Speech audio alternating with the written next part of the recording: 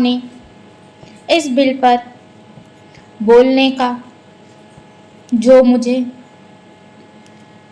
मौका दिया है उसके लिए आपको धन्यवाद देता हूँ। इस सदन के बहुत से सदस्यों ने इस विषय पर अपने विचार प्रकट किए हैं, लेकिन मैं वित्त मंत्री महोदय का ध्यान इस देश की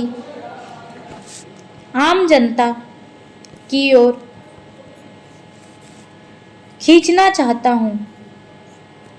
जब यह बजट वित्त मंत्री जी ने सदन में पेश किया तथा उसकी चर्चा समाचार पत्रों, रेडियो और यहाँ सदन में हुई, तब देश की जनता को इस बजट के विषय में जानकारी मिली। इस बजट के विषय में जब आम जनता ने सुना तो उसे बड़ी निराशा हुई। उसने समझा कि इस बजट से हमारे देश की अर्थव्यवस्था स्थिर नहीं रह पाएगा। इस बजट को देखकर देश के सारे किसान और मजदूर दुखी हैं। किसानों के लिए बहुत सी बातें कही गई है।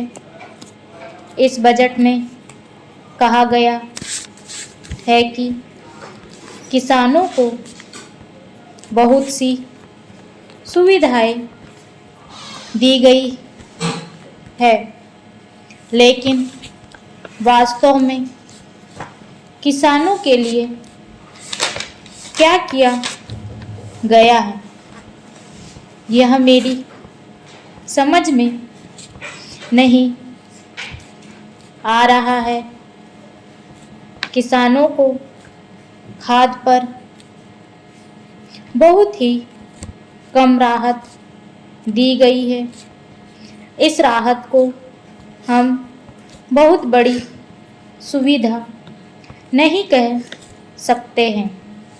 खाद की थोड़ी सी कीमत कम कर देने से किसान का कुछ भी लाभ होने वाला नहीं है।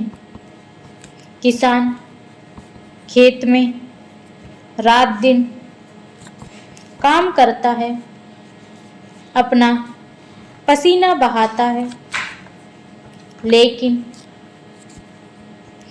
उसके बदले में उसे उतना नहीं मिल पाता है जितना उसे मिलना चाहिए। Paragraph change. मैं इस बजट का समर्थन तो नहीं करता, लेकिन यह अवश्य कहना चाहता हूँ कि देश की स्वतंत्रता को मजबूत रखने के लिए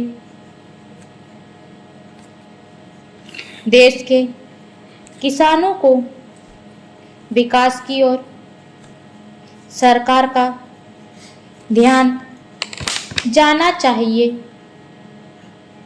यदि किसान अपने खेत में अनाज पैदा नहीं करेगा तो देश की करोड़ों जनता भूखों मर जाएगी। किसान ही इस देश के प्रमुख नागरिक है। आज यहाँ कहा जा रहा है कि यह जो